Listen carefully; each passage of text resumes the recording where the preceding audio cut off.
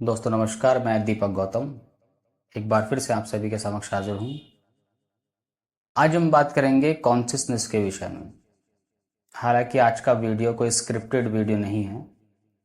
यहाँ चीज़ों को थोड़ा ध्यान से समझाया जाएगा, आपको भी समझ में आएगा, क्योंकि कॉन्शियसनेस पर बोलना अपने आप में एक सूरज को दिए दिखाने के समान है। तो यहाँ 5 घंटे का वीडियो भी बन जाए, 10 घंटे का बन जाए, तब भी शायद एक्सप्लेन करना संभव नहीं है। लेकिन फिर भी मैं कोशिश करूंगा कि आपको कॉन्शियसनेस के विषय में अच्छे से समझा पाऊँ कि कॉन्शियसनेस क्या है। और मेरी कोशिश यही रहेगी कि अब जितने भी वीडियो आए मैक्सिमम इसी प्रकार के हों ताकि आप ये समझ पाएँ कि जो आपको समझाया जा रहा है वो क्या है और वो कितना महत्व रखता है आपके लिए या आपकी प्रैक्टिसेस के लिए, आपकी स्पिरिचुअलिज्म के लिए। तो यहाँ हम बात करेंगे कॉन्शियसनेस के विषय में, चेतना के विषय में। और ये असल में अध्यात्म का जो पूरा निचोड़ है वो चेतना ही है। हमने भले ही बहुत सारे मेथड्स को डेवलप किया है जिसमें बहुत सारी प्रैक्टिसेस हो सकती हैं, रेकी, हीलिंग, मेडिटेशन, मंत्र जाप, अनुष्ठान, रिचुअल्स। ये अलग अलग टेक्निक भी हो सकती हैं जो हमने इजाद की हैं, लेकिन सबका मूल एक ही है कि हम अपनी चेतनाओं पर काम कर रहे हैं।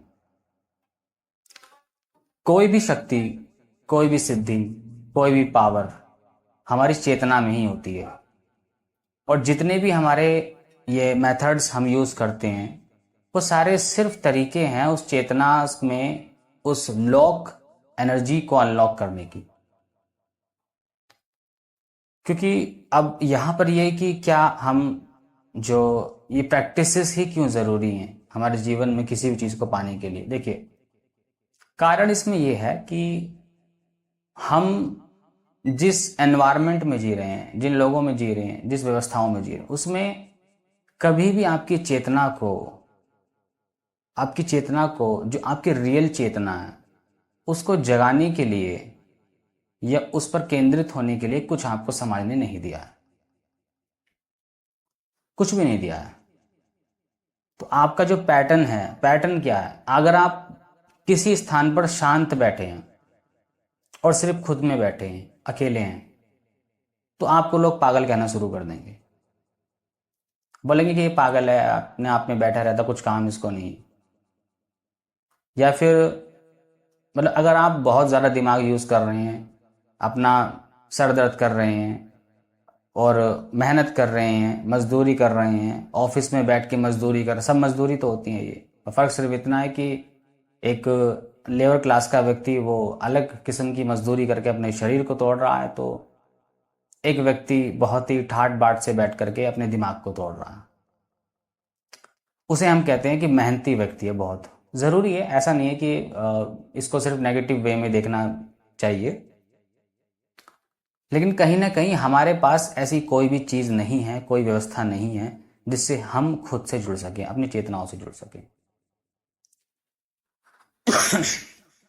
और इसी वजह से होता यही है कि आपको फिर उस कॉन्शियसनेस से जुड़ने के लिए आपको मेडिटेशन करना पड़ रहा है, ध्यान करना पड़ रहा है।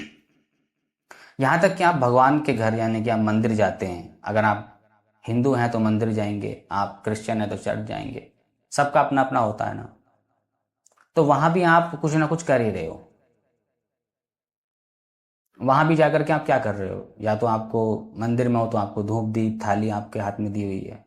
देखिए, मैं इस पर बहुत ज़्यादा नहीं बोलना चाहता हूँ क्योंकि ये व्यवस्थाएं हैं। लेकिन मेरा कहने का मतलब ये है कि क्या किसी भी व्यवस्था ने आपको एकांत दिया है? नहीं दिया।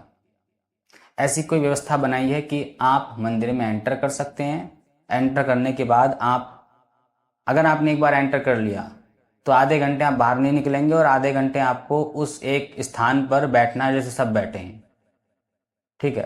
और अगर नहीं बैठेंगे, आप वहाँ टहलेंगे, आप वहाँ फोटो फोटो सेल्फी लेना है, तो भैया फिर यहाँ से बाहर जाइए, ये फिर मंदिर नहीं रह जाएगा।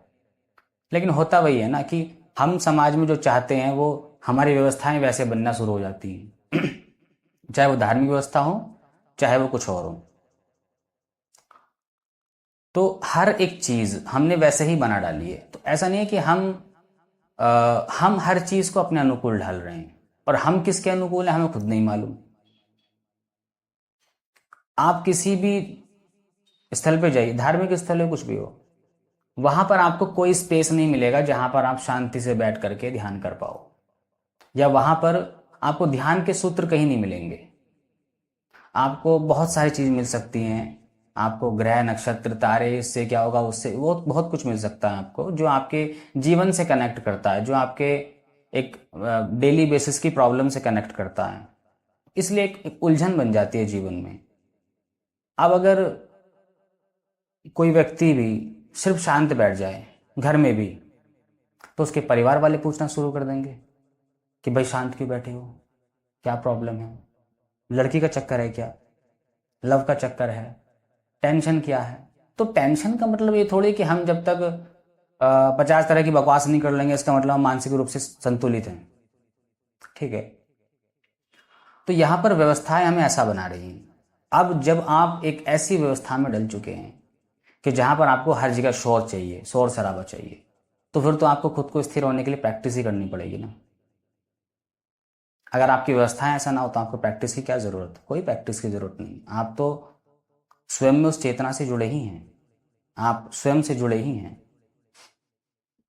ठीक है, तो यहां पर प्रॉब्लम सारा ये है, और ये प्रॉब्लम भी नहीं है, अब इसको क्या बोलें, प्रॉब्लम यही है कि इसको बोल क्या सकते हैं, क्योंकि ये एक पूरी व्यवस्था है, ये टूट नहीं सकती है। और चलिए कहीं ना कहीं फिर अध्यात्म कुछ चंद लोगों के बीच बनकर रह जाता है, बाकी सब लोग अपना जीवन जी रहे हैं, खा रहे हैं पी रहे हैं मौज कर रहे हैं। लेकिन फिर भी ये एक चिंता का विषय तो है ही कि इतने सारे स्थल, इतनी सारी जगहें, इतना अध्यात्म का मटेरियल हमारे पूरे समाज में पड़ा है, इतना सब कुछ पड़ा है, लेकिन फिर भी रियल अध्यात्म से जुड़ने का कोई मार्ग किसी के पास नहीं है, किसी के पास नहीं है। जितने भी हैं टोने टोटके हैं, जितने भी हैं उपचार हैं, जितने भी हैं कोई ग्रह नक्षत्र को ठीक करने के, चावल के प्रयोग, दाने के प्रयोग, उस वो सब बहुत सारे हैं। उसमें आप ले लो, संतुष्ट हो जाओ, कर लो, नहीं होगा तो आप सोचो कि मेरी किस्मत में कुछ भी नहीं है। ओके, तो इसमें हम खुद को भी बहाना देने का मतलब, हमारे पास यही प्रैक्टिस है कि हम खुद को भी बहाना दे लेते हैं, और फिर जब बात ईश्वर की आ जाए तो हम तो उस पर सवाल ही नहीं खड़ा कर सकते हैं। तो दुनिया में कोई ऐसा शख्स नहीं है कि अगर वो ईश्वर से जुड़ा है, किसी भी कार्य के लिए वो भगवान से कुछ मांग रहा है, तो वहां उसका पूरा ना हो ना, फिर भी वो बोल देगा कि मेरी किस्मत में नहीं है। भगवान हमें ऐसा देना चाहते हैं, भगवान हमें परीक्षा, क्योंकि यहाँ पर प्रॉब्लम ये है ना कि आपको लड़ना पड़ेगा फिर, और लड़ना आप चाहते नहीं, क्योंकि आप लड़ोगे किससे, ताकतवर से लड़ाई जा सकता है। ये हम मानते हैं कि ईश्वर जो है बहुत ताकतवर है, इसलिए हम उससे लड़ नहीं सकते हैं, और जिससे लड़ नहीं सकते हैं उसके गुलाम होते हैं हम लोग। तो हम लोग, ऐसा नहीं है कि हम ईश्वर के भक्त हैं। मैक्सिमम लोग, या मैं कहता हूं सभी लोग, उसमें चंद लोग होते हैं जो इस रहस्य को समझते हैं। हम ईश्वर के भक्त नहीं, वो ताकतवर के गुलाम हैं, और ताकतवर के गुलाम होने की वजह से हम उससे मांगते रहते हैं। ये हमारा प्रॉब्लम है कि हमें सब कुछ उससे चाहिए, और ना दे तो फिर थोड़ा, हालांकि हमें अपने गुस्से पर कंट्रोल भी नहीं, फिर हम उसको गाली भी देते हैं। बहुत से लोग गाली देना, बुरा भला बोलना, बहुत सारी चीज़ें हो सकती हैं। लेकिन जो अच्छाई बुराई, सही गलत और खुशी दुख हर प्रकार से ऊपर है, वो उसको क्या गाली छुएगी, क्या कुछ नहीं छुएगा उसको, उसको कुछ नहीं छूता है। छू सकता है तो सिर्फ चेतना, अगर आप चेतना से उससे जुड़े तो ही छू सकता है। खैर ये टॉपिक थोड़ा आउट भी हो चुका है, लेकिन फिर भी बहुत सी बातें हमें समझने को मिली। अब हम बात करते हैं चेतना की। देखिए, जो चेतना में आप आज जी रहे हैं, जिस चेतना के साथ आपको मन करता है बहुत सारी चीज़ों का, आपको मन करता है कि आपके पास ये हो, आपको मन करता है आपके पास वो हो, आपको मन करता है कि आपकी शादी ऐसी जगह हो, एक्सपेक्टेशंस बहुत ज़्यादा हैं। या फिर साथ में जो स्वभाव हमारे बन चुके हैं। अब कुछ लोग ये सोचें कि कोई व्यक्ति गुस्सेल स्वभाव का है तो वो उसकी रियल चेतना है, वो रियल में ऐसा है, या प्रकृति ने उसको ऐसा बनाया। प्रकृति कभी भी किसी के साथ नाइंसाफी नहीं करती, ये बात समझ लीजिए। तो इसमें ये है ही नहीं कि इसको गुस्सेल बना दिया, इसको बहुत मीठा बना दिया, इसके अंदर वो गुण डाल दिए हैं, उसके अंदर वो गुण डाल दिए हैं। नहीं, प्रकृति किसी को भी अलग नहीं बनाती है। अलग हम स्वयं से बनते हैं, ये जो माता पिता जिनके माध्यम से हम यहाँ आए हैं उनकी चेतनाएं हमारी चेतनाओं पर प्रभाव डालती है और हम वैसे बनते हैं। लेकिन रियलिटी में हम वो कभी नहीं हैं। रियलिटी में हम जो दिव्य हैं वो आप खुद को देख नहीं पा रहे हैं, कोई नहीं देख पाता है। जब आप इसमें धीरे धीरे उतरेंगे और समझेंगे तब आप समझ पाते हैं कि आप स्वयं में एक दिव्य हैं। आप ये गुस्सा करने वाले, किसी चीज के लिए रोने वाले, सर पीटने वाले, परेशान होने वाले, ये सब आप हो ही नहीं। या कोई चीज पागलों की तरह मांगने वाले, क्रोध में बदला लेने वाले, या मतलब बहुत सारे जो नेगेटिव से नेगेटिव और पॉजिटिव से पॉजिटिव जो एक हमारे गुण होते हैं, उन सब में से आप कुछ नहीं हो। आप उनमें से कुछ नहीं हो। आप जो जैसे भी आज हैं, ये आपकी परवरिश का नतीजा है। ये उन चीज़ों का नतीजा, आप किन चेतनाओं के साथ, किन वो लोग जो आपको वो वाइब्रेशंस दे रहे थे। ऐसा नहीं कि हम तय हो गया हमारा कि हम पिछले जन्म में कोई डाकू थे तो इस जन्म में अब आके हम ये बन गए। ये कॉन्सेप्ट ऐसे काम ही नहीं करता है। कर्म का कॉन्सेप्ट काम करता है, लेकिन वो आपकी गरीबी अमीरी, आपकी सफलता से इसका कोई लेना देना नहीं है। क्योंकि असफल व्यक्ति भी कभी कभी बहुत सुखी हो सकता है और सफल व्यक्ति भी कभी कभी सुसाइड कर लेता है। अब सुशांत सिंह राजपूत जो हमारे फिल्म के एक्टर हैं, कितने अच्छा व्यक्तित्व था उनका, लेकिन फिर भी मतलब हम लोग बोलते हैं ना कि जिसके पास धन है उसके पास सब कुछ है। तो देखिए वो आई थिंक उसकी 70 करोड़ 80 करोड़ की प्रॉपर्टी होगी, फिर भी वो व्यक्ति आत्महत्या कर लेता है, चाहे किसी प्रेशर में आके सही। आत्महत्या करने के रीजन तो उसके पास मौजूद ही थे ना, वरना क्या करना था। ठीक है चलो इंडस्ट्री में कोई प्रॉब्लम है, कहीं कोई प्रॉब्लम हो रही है, 70 करोड़ अपने पास है, सब कुछ छोड़ा, किसी कहीं निकल गए, कुछ और कर लिया, जीवन जी लिया। लेकिन रीजन तो फिर भी है ना, बन गया रीजन। फांसी लगाने से कहीं और चले जाना, दुनिया से कट जाना, उन लोगों से कट जाना, उन व्यवस्थाओं से कट जाना ज्यादा बेहतर होता। लेकिन फिर भी इंसान देखो चुनता क्या है, वो उसके हाथ में नहीं होता है। तो इसी को कहते हैं कि आप जो हो ये आपको बनाया गया है, आप खुद भी बन रहे हो। तो ये जो आपकी चेतना है ये रियल चेतना नहीं है, ये एक आर्टिफिशियल चेतना है जो आप खुद को बना रहे हो अपने विचारों से, ये दूसरों की वजह से। और सबका अपना विचार का पैटर्न भी अलग है। कुछ लोग कहते हैं कि इस युग में जीना है तो आपको बहुत कमीना होना पड़ेगा, आपको बहुत वैसा होना पड़ेगा कि बस अपने बारे में सोचो। तो कुछ लोग ऐसे भी हो सकते हैं, कहते हैं कि खुद के लिए जिया तो क्या जिया लोगों के लिए, तो वो भी लोग इसी युग में पैदा हैं। कुछ लोग ऐसे भी हो सकते हैं कि बस लोगों की मदद करने में खुद का सुख ढूंढ रहे हैं। कुछ लोग ऐसे हो सकते हैं कि बस लोगों से छीन करके भी वो सुखी रहना चाहते हैं। तो कितने आप देखोगे, आप इस युग में कोई एक अकेली चेतना थोड़ी है कि आपको इस युग में जीना तो आपको वैसा होना पड़ेगा, इस युग में जीना तो आपको वैसा होना पड़ेगा। अगर युग की ही बात है तो वो द्वापर युग में क्यों दुर्योधन फालतू में राज्य के लिए लड़ रहा था, या सतयुग में क्यों रावण सीता के पीछे पड़ा था।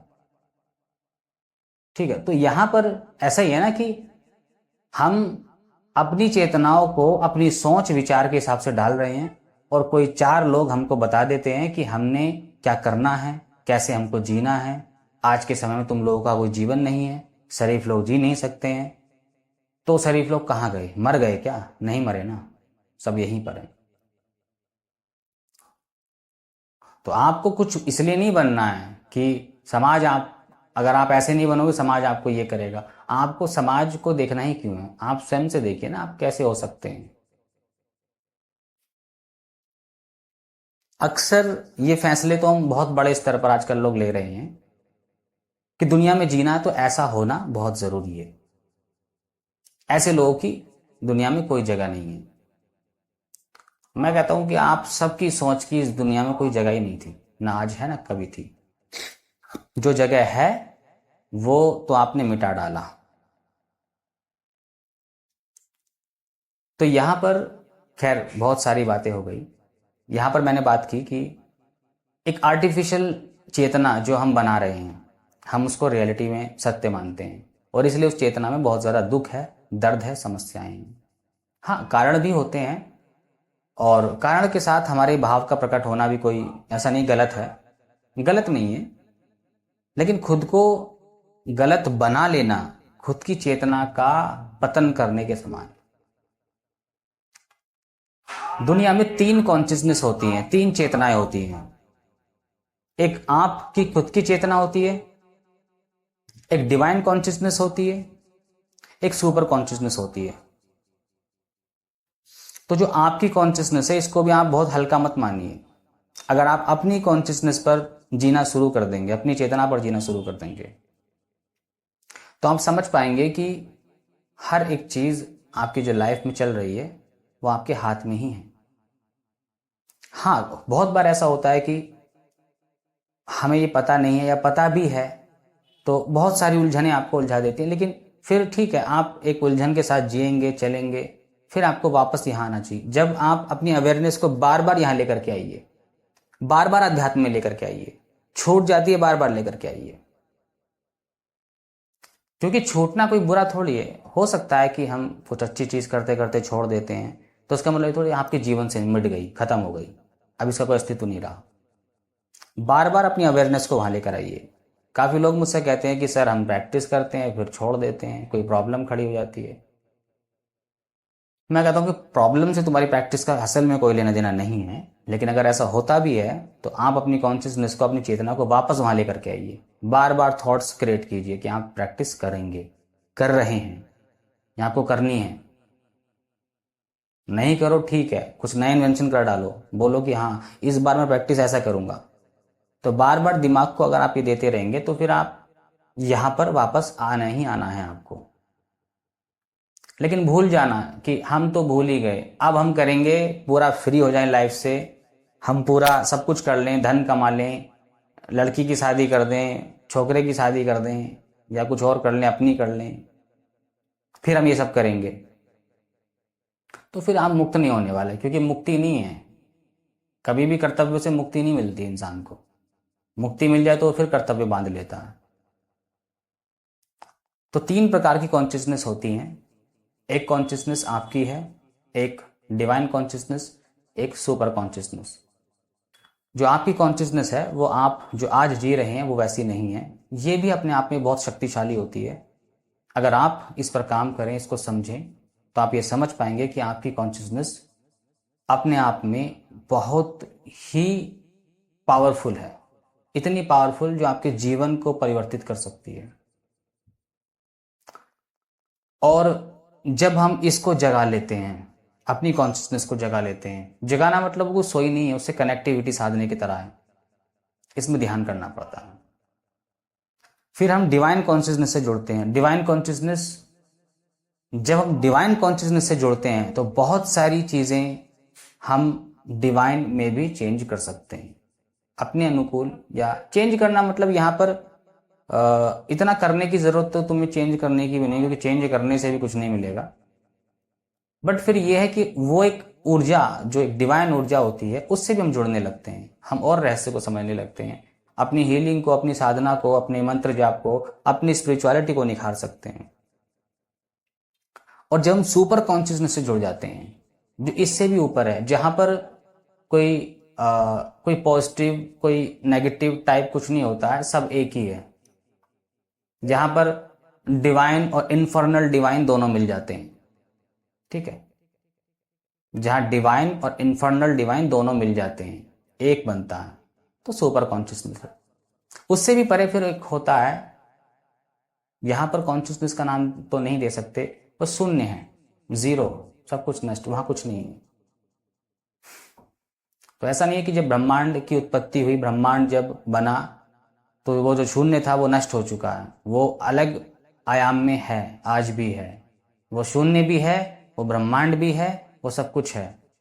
क्योंकि यहाँ पर हम हर चीज़ें इस प्रकार से समझने की कोशिश करते हैं कि पहले शून्य था, उसके बाद उसके विस्फोट से ब्रह्मांड क्रिएशन में आया, तो शून्य अब जा चुका है। नहीं, सब है, सारा कुछ है वहां पर अभी भी। तो यहाँ कुछ नहीं गया है।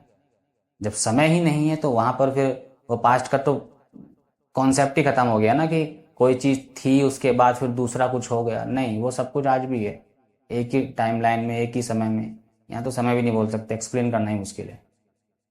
तो जब हम अपनी कॉन्शियसनेस को जागृत कर लेते हैं, जगा लेते हैं, तब हम असल में वो मैनिपुलेशन सीख पाते हैं। चाहे वो रेकी के माध्यम से हो, चाहे वो मंत्र जाप के माध्यम से हो, साधनाओं के माध्यम से हो, या किसी माध्यम से हो, तब आप असल में एक हीलर, एक ध्यानी, एक योगी, एक साधक, एक चिकित्सक बन पाते हैं रियलिटी में। बाकी सब जितना भी मैंने देखा है ना, अभी इतने मुझे कॉल्स आते हैं कि सर हम हीलर हैं, हमने हीलिंग सीखी है, हमने उसकी हीलिंग की है, तो उसका तो ठीक हो जाता है, हम बीमार पड़ जाते हैं। तो इसमें तुमने ठीक क्या किया है? तुमने तो अपनी हेल्थ उसको दे दी, उसकी तुमने जो प्रॉब्लम थी आपने ले ली, तो इसमें आपने क्या नया क्रिएट क्या कर दिया? ठीक है, तो वही है ना कि आपको बेस नहीं सिखाए गए हैं, आपको बेसिक्स नहीं बताए गए हैं। बेसिक्स क्या है? यहाँ तो समझने के लिए बहुत सारा कुछ है। जब आप धीरे धीरे इसको समझेंगे तो आप ये भी समझेंगे किसी की बीमारी क्यों आती है, आपकी क्यों चली जाती है, आपकी पॉजिटिविटी क्यों चली जाती है, उसकी बीमारियां क्यों आ जाती है, फिर आप प्रॉब्लम में क्यों आ जाते हैं। कैंसर का उसका इलाज कर रहे थे, कैंसर हमें हो गया। बहुत कॉल्स मुझे आते हैं।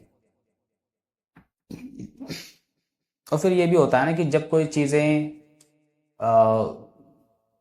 समाज में, या जैसे इस फील्ड में भी जब एक बिजनेस की तरह बन जाती है ना, मतलब सिर्फ बिजनेस, वहां सिर्फ ठीक है, यहाँ पर मास्टर स्टूडेंट को एनर्जी एक्सचेंज देना लेना वो एक अच्छी बात है, वो तो प्रातन काल से होता है, वो होना भी चाहिए। बट यहाँ पर जब एक बिजनेस स्ट्रेटजी जो बन जाती है ना पूरी, तो वहां पर प्रॉब्लम क्या होता है ना, वहां पर फिर बिजनेस वाले माइंड से इंसान क्या सोचता है कि वो क्वालिटी कम दे और उसकी जो फीस है या फिर जो चीजें हैं वो ज्यादा ले। तो अक्सर आपने देखा होगा कि आप बड़े से बड़े होटल्स में चले जाइए, रिजॉर्ट, मतलब कहीं भी चले जाइए आप, कोशिश वो यही करेंगे कि अगर देसी घी में खाना बनना है और देसी घी का जो एक्चुअल प्राइस है वो 1,000 रुपए है, तो उसकी कॉस्ट को कैसे घटाया जाए, वो 800 में कैसे लाया जाए, ताकि हम और मार्जिन कमा सकें। यही सोच होती है ना। तो आप बाजार जाते हैं, समोसा लेकर के आते हैं, आप घर में अच्छा ऑयल यूज करते हैं, वो आपसे पैसे भी ज्यादा लेगा, सोचेगा कि ऐसा ऑयल यूज करूं जो सस्ता भी हो और खाने में किसी को लगे नहीं कि हाँ ये ऐसा है। तो यहां पर एक स्ट्रैटेजी वैसी बन जाती है ना फिर, कि यहां पर फिर वो हो जाएगा कि हमने मतलब अपनी जमा कम लगानी है और हमें मार्जिन बहुत ज्यादा चाहिए। तो वो बिजनेस वाला रोल सारा का सारा वैसा ही होता है। यहाँ पर टोटल काम वैसे ही काम करता है। अब मैंने इतने लोग देखे, आप भी समाज में देखना, कि इतना पैसा आप चार्ज कर रहे हो किसी चीज का, मान लीजिए कोई खाने पीने की चीज, मैं खाने पीने पे ले जा रहा हूँ सारी चीजें, तो वहां पर जब तुम कोई चीज यूज कर रहे हो तो इतनी थर्ड क्वालिटी की होती है, जबकि उसकी फर्स्ट क्वालिटी भी इतनी महंगी नहीं है कि तुम लोग बर्बाद हो जाओगे। फिर भी देनी है तो वैसे ही हमने बचाना है बस। तो वो एक बिजनेस मॉडल तैयार होता है कि यहां पर हमें जो देना है वो दिखाना बहुत बड़ा है, देना है वो थर्ड क्वालिटी का देना है, और जो लेना है वो बता के लेना है कि हमने तुम्हें 5 स्टार होटल की मतलब वो दी है, सर्विसेज दी है। तो सारा प्रॉब्लम यहाँ पर है। तो खैर, यहाँ पर हमने चेतनाओं के विषय में बात की, और हालांकि जैसे मैंने कहा कि इसको कितना भी बड़ा बनाया जाए उतना ही थोड़ा है, और ये टॉपिक कुछ ऐसे हैं कि इसका शुरुआत कहाँ करें, अंत कहाँ करें, ये भी संभव नहीं है। तो मेरी कोशिश रहेगी कि मैं इसी प्रकार के वीडियोस आपको देता रहूं, ताकि आपकी अवेयरनेस जागृत हो, आप समझें। देखिए, अवेयरनेस को बढ़ाने के लिए आपको सिर्फ किसी चीज को ध्यान से सुनने की ही जरूरत है। आपने सुन लिया, आपके अवचेतन मन ने ग्रहण कर लिया, और ग्रहण किया है तो उसके बाद वो कहीं ना कहीं वो उसको रिसीव कर रहा है, और रिसीव कर रहा है तो वो प्रकट भी करने लगेगा। बस थोड़ा आपकी पुश की जरूरत पड़ती है। ओके, तो यहाँ पर हमने कॉन्शियसनेस के विषय में बात की, हमने ईश्वर के विषय में थोड़ा बात की, सामाजिक व्यवस्थाओं के विषय में थोड़ा सा बात की। हालांकि मैं किसी के खिलाफ नहीं हूँ, सामाजिक व्यवस्थाएं जैसी भी हों, क्योंकि असल में इसको आप और मैं ही बना रहे हैं, कोई दूसरा नहीं बना रहा है। हमारी रिक्वायरमेंट अगर व्यवस्थाओं से ऐसी हो जाए कि हमारी रिक्वायरमेंट ये है, तो फिर तो वो वैसा बनना पड़ेगा ना। आजकल फिल्में वही बन रही हैं जो लोगों की रिक्वायरमेंट है, तो वो जैसा चाह रहे हैं वैसा ही उसको परोसा जा रहा है। तो आप उसमें से अलग नहीं हो, आप समाज की व्यवस्थाओं का ही हिस्सा हो, और आप उनसे अलग नहीं हो कि आपको कुछ परोसा जा रहा है तो उसमें आपकी सहमति नहीं थी। आपकी भी सहमति है हर चीज़ में। तो खैर, मेरा काम बताने का है, बोलने का है। आप सुन सकते हैं तो सुन लीजिए, नहीं तो कोई इशू नहीं है। तो आज के लिए इतना ही। नमस्कार, धन्यवाद।